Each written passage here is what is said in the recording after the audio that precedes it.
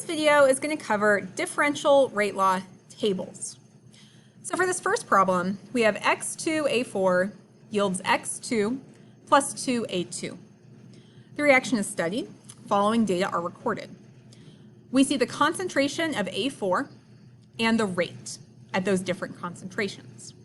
And it asks, what is the differential rate law for the reaction? So what we need to find is we need to find the order of x2a4. And we'll see two different ways to do that. One is going to be kind of intuitive, and one is going to use a calculation. Both of them are going to end up with an equation that goes rate equals K times the concentration x2a4 raised to some exponent, which for now we'll call n. We need to figure out what n is, and that will be the rate law. So for the first way that I'll find what n is I'm going to look at the table, and I'm going to see how does concentration change and how does rate change. Well, when you go between 0.52 and 0.26, and then over here at rate, you'll notice that 0.26 up to 0.52, that doubles. That's times 2 to get between those two concentrations. If you look over at the rate, to get from 0.00850 to 0.0340, that's not times 2, that's times 4. So 0.00850 times 4 gives you 0.0340. So when the concentration doubles, the rate goes up times 4. So one way you can look at this is 2 raised to what gives you 4. And x right there is going to be your order. So 2 raised to something is 4, and that is 2. 2 raised to the second is 4. And so the order of x2a4 is 2. It's a second order reaction. Well, I'm going to show you another way that's kind of more mathy to solve this. And it's another great way to solve these problems. In this case, you're going to take the ratio of the two rate laws for one of the rows in this table versus the other. And you're just going to take the ratio. You're going to divide one of the rates over the other, and you'll see how it looks when it's all plugged in. So we're going to start with the rate for the first one, 0.0340, divided by the rate for the second one, 0.00850. Then we're going to take equals K for the top one, K for the second one, because we're just doing the ratio of the rate laws. They each have K. Next is the concentration. For the first one, that's 0.520, and that's raised to some exponent, n, divided by 0.260. That's the rate for the other moment in time there, and raised to some exponent, n. And now we're just going to solve this out for n. K is on the top and bottom, it cancels. 0.034 divided by 0.0085 is equal to 4. So 4 equals, and we can rewrite 0.520 raised to n divided by 0.260 raised to n like this. That fraction raised to n overall. And when you do that fraction, that equals 2. So 4 equals 2 raised to n. 2 raised to 2 equals 4, so n is equal to 2. Either way you solve it, you see this is a second order reaction, and so n is equal to 2. The final rate law will look like this.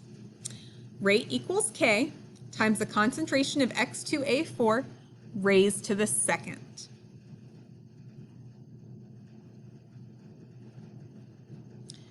Let's look at another example. In this case, we have 4 dy yields d4 plus 2y2. Reaction is studied, and these data are recorded. We have concentration of dy and the rate. This time we're looking for the differential rate law and the unit for k in the rate law. So this time I'll set up my calculations. According to rate equals k times the concentration of dy raised to some exponent, I'll divide my two rows in the data table. after plugging them into this equation.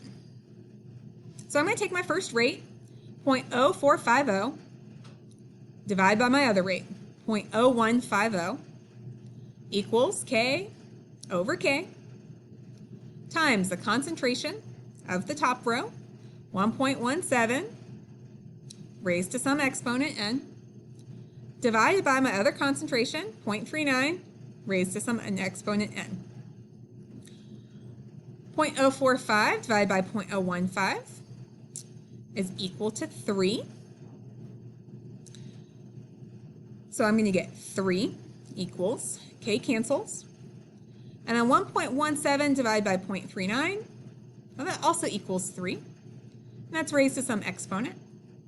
So in this case, n equals 1. This is a first order reaction.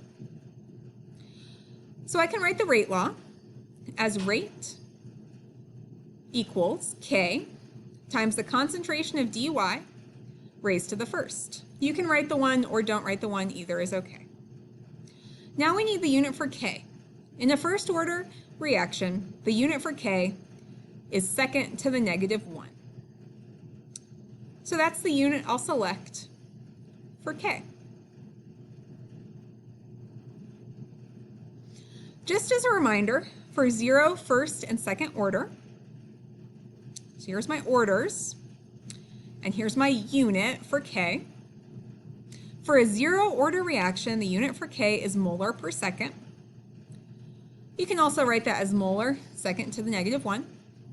For first order, it's second to the negative 1. And for second order, it's second negative 1, molar negative 1. But that's often written as a molar negative 1, second negative 1. So I'll write that with the molar first. So that's a reminder on the unit for K for different order reactions. And the last example we'll cover is this one here. You see the equation. This time we have 2 reactants. So now we have 3 trials, and we're going to use the initial concentration of X2, initial concentration of Y, and we'll be changing the rate. So we're going to be studying concentration of Y, and if you look over here, trial 1 and 2 holds concentration of X2 constant. So then if you look at trial 1 and 2, you can see just the effect of these 2 concentrations. When Y goes up times 2, the rate goes up times 4 when concentration of X2 is held steady. So that means that Y is second order. For trial 2 and 3, you can see the effect of X2, that goes up by 2. Rate goes up by 2 because Y is held steady. So that's first order. But we can also solve it out using the mathy way. It's just that that's going to take 2 steps. First, I'll look at concentration of Y, and I'm going to use trial 1 and 2. I like to put my larger concentration on top, so I'm actually going to do trial 2 divided by trial 1, just so my numbers are a little cleaner and easier to work with. And so I'm going to look at trial 2 divided by trial 1. Okay, so I'm going to take my rate. So 0.08 divided by 0.02 equals K over K times, I'm going to start with concentration of X2. So that's 0.220 raised to some number, we'll call that N for now, divided by, in trial 1, concentration of X2 was also 0.22, and that's raised to some number. Now we're going to do times the concentration of Y. We're going to do trial 2 on top, so 0.84 raised to, let's call it M, divided by 0.42 raised to M. K cancels, 0.22 to N cancels. 0.08 divided by 0.02 equals 4. So 4 equals, now we have 0.84 divided by 0.42, that's 2, raised to M. M equals 2. So Y is second order. Now we'll figure out using the mathy way, X2, and I'll change my color here. This time I'm going to do, I'm still going to do my larger rate over my smaller. I'm going to use trials 2 and 3, and I'm going to use 3 over 2. That takes my larger numbers on top. So I'm going to look at trial 3, divide it by trial 2, plug it into the rate law. So I'm going to take 0.16 divided by 0.08, that's my rate divided by my rate, equals K over K, times concentration of X2, so 0.44 raised to some number, N, divided by 0.22 raised to some number, N, times concentration of Y, 0.84, and we know that's to the second power, because that's second order, divided by 0.84 raised to the second.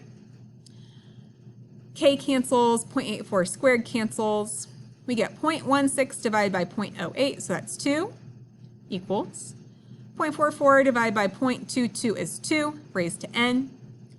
So N equals 1.